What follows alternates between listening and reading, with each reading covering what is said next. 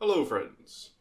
Today we're going to talk about why natural selection leads to agency, at the very least, a sort of a limited sense. Brief recap on the way that I'm using the word agency. So, agency just means to act as if pursuing an agenda. And the as if is really important there because what we're talking about is a system to which it makes sense to ascribe some agenda. That by taking that step, we actually can form a model of that system that gives us a pretty good power to predict its future behavior without having to understand sort of its internal working. So my favorite example of that is a thermostat. If you know that a thermostat is set to 68 degrees, it makes sense to then ascribe to it the intent, the agenda, to keep the temperature in the room at 68 degrees. And once you've made that move, you can pretty clearly predict what it's going to do in the future. All right, if you see the temperature drifting up, it'll probably turn the heat off. If you see the temperature then drifting down, it'll probably turn the heat back on. We have a nice, well-formed set of expectations without having to take the darn thing apart and understand how it works in detail. Just by knowing that it's a thermostat and that thermostats have a certain agenda. So the thermostat is an agent. Why would natural selection tend to produce systems that have, at the very least, this limited sense of agency? So the most important thing to keep in mind about natural selection for the purposes of understanding why it would lead to agency is that most things that live do not successfully reproduce.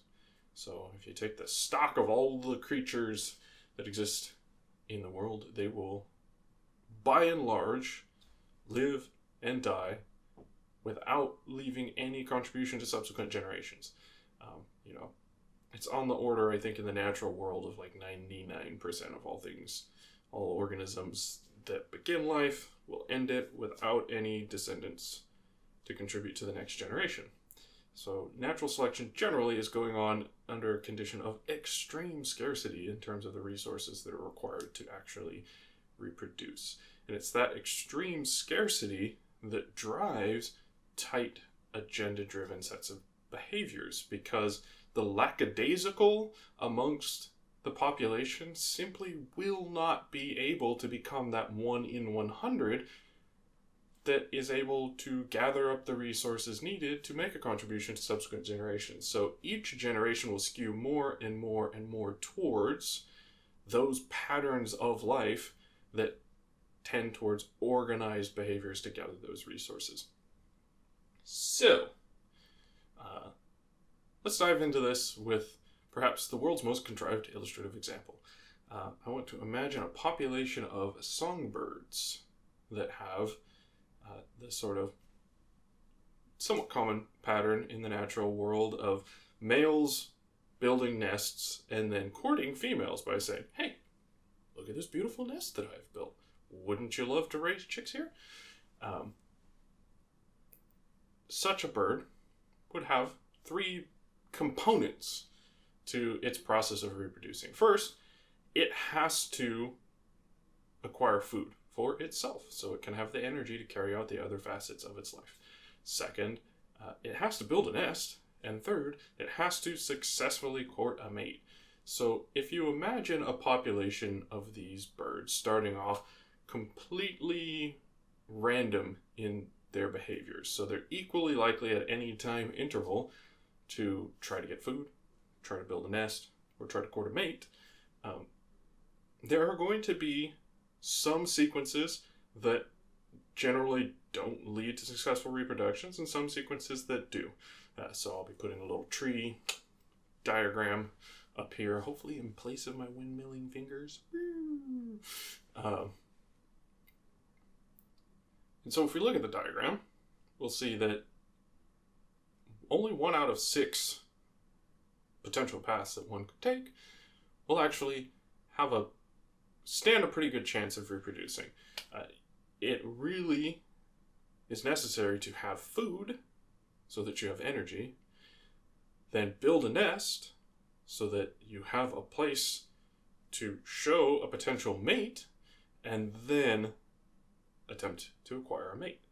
So that ordering matters. If you try to build a nest before you've had any food, then you're going to be weak and low energy and not produce a good nest. If you try to court a mate before you have a nest, then you're going to, be pretty unsuccessful. Hey, wouldn't you like to raise chicks here on this bare branch? I don't know how a bird would spin that. Doesn't seem like that's going to be a successful proposition. And of course, if you try to court a mate before you've done either, not only will you not have a nest to show off, you won't even have the energy to put a good showing into spinning that bare branch. So most of the ways that you could go about sequencing these behaviors simply have a very, very low chance of success.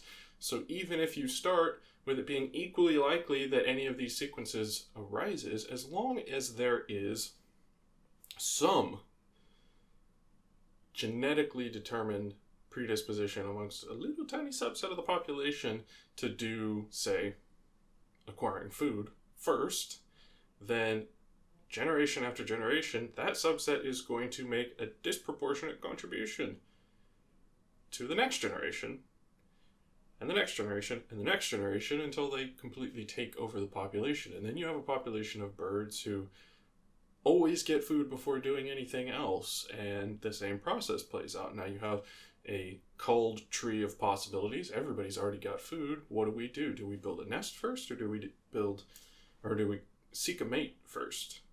Well, obviously, building a nest first is going to confer an advantage. So as long as there's any sort of possible genetic predisposition towards building a nest, that's going to sweep through the population. And after probably a very short period of time, you would end up with a population that has a very tight, scripted sequence of behaviors. Get food, build nest, find a mate. And any population undergoing natural selection is going to rapidly see that sort of behavioral optimization as long as behaviors are conditioned by... I'm beeping. As long as behaviors are conditioned by their genetic material, whatever that may be. I say genetic material, we tend to think DNA, but of course it's a broader picture than that. It's literally whatever carries the information that leads to the structures of the final organism. It doesn't have to be DNA like we see in biological systems, or RNA for certain viruses. This actually algorithmically works on any substrate, and so we see exactly the same sorts of patterns unfolding in artificial life simulations, where as soon as you set up a system of heritability and scarcity, you rapidly see this sort of optimization towards acquiring the resources needed to reproduce.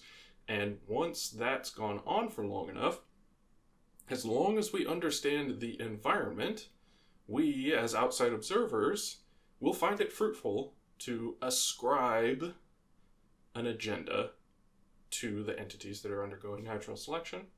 And so at that point, we're justified in calling them agents. Yeah.